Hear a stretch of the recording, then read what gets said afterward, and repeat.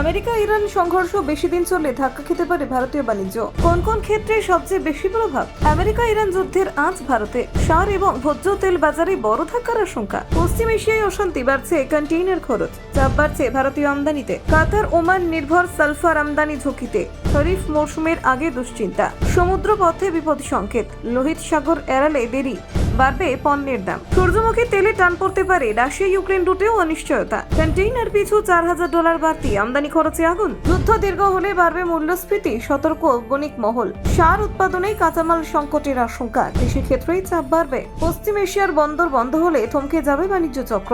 দেখুন আর কি কি হতে পারে।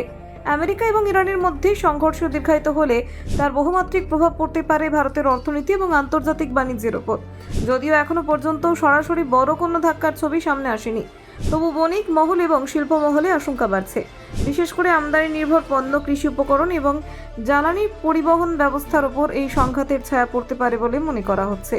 ভারতের আন্তর্জাতিক বাণিজ্যের একটি বড় অংশ পশ্চিম এশিয়া হয়ে পরিচালিত হয়।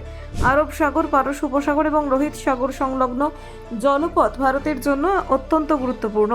এই অঞ্চলে সামরিক উত্তেজনা বৃদ্ধি পেলে জাহাজ চলাচল ব্যাহত হওয়ার আশঙ্কা থাকে। সমুদ্র পথে নিরাপত্তা ঝুঁকি বাড়লে বিমা খরচ এবং পরিবহন ব্যয় স্বাভাবিকভাবেই বৃদ্ধি পায়, যার সরাসরি প্রভাব পড়ে আমদানি রপ্তানি খরচের ওপর। ইতিমধ্যে কয়েকটি আন্তর্জাতিক পণ্য পরিবহন সংস্থা পশ্চিম এশিয়া হয়ে পণ্য পরিবহনের ক্ষেত্রে অতিরিক্ত চার্জ আরোপ করেছে। ফ্রান্সের সংস্থা CMA-CGM কন্টেইনার পিছু অতিরিক্ত $2,000 থেকে $4,000 পর্যন্ত বাড়তি অর্থ নিচ্ছে। এই অতিরিক্ত ব্যয় আমদানিকারক সংস্থাগুলিকে বহন করতে হচ্ছে, যার ফলে পণ্যের চূড়ান্ত মূল্য বৃদ্ধি পেতে পারে। দীর্ঘমেয়াদের প্রভাব পড়তে পারে সাধারণ ভোক্তার ওপর। ভারতের কৃষি ক্ষেত্র এই পরিস্থিতিতে বিশেষভাবে ঝুঁকির মুখে পড়তে পারে। আগামী জুন মাস থেকে খরিফ শস্যের মৌসুম শুরু হয়। এই সময় সার সরবরাহে কোনো ঘাটতি তৈরি হলে কৃষি উৎপাদন ক্ষতিগ্রস্ত হতে পারে। DAP এবং SSP সারের উৎপাদনে সালফার এবং সালফিউরিক অ্যাসিড অপরিহার্য উপাদান, যা আমদানি নির্ভর। ভারত যে পরিমাণ সালফার আমদানি করে তার প্রায় 76% আসে কাতার, সংযুক্ত আরব আমিরশাহী এবং ওমান থেকে।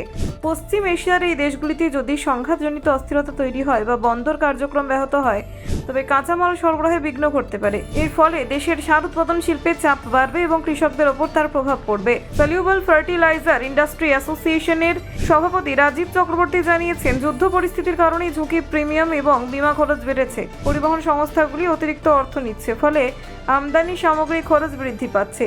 দীর্ঘমেয়াদে এই বাড়তি ব্যয় কৃষি খাতে মূল্যস্ফীতির সৃষ্টি করতে পারে।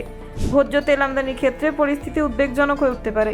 ভারত বছরে গড়ে প্রায় 1,60,00,000 টন ভোজ্য তেল আমদানি করে। এর মধ্যে সূর্যমুখী তেলের অংশ প্রায় 20%। সূর্যমুখী তেলের বড় অংশ আসে রাশিয়া, ইউক্রেন এবং আর্জেন্টিনা থেকে।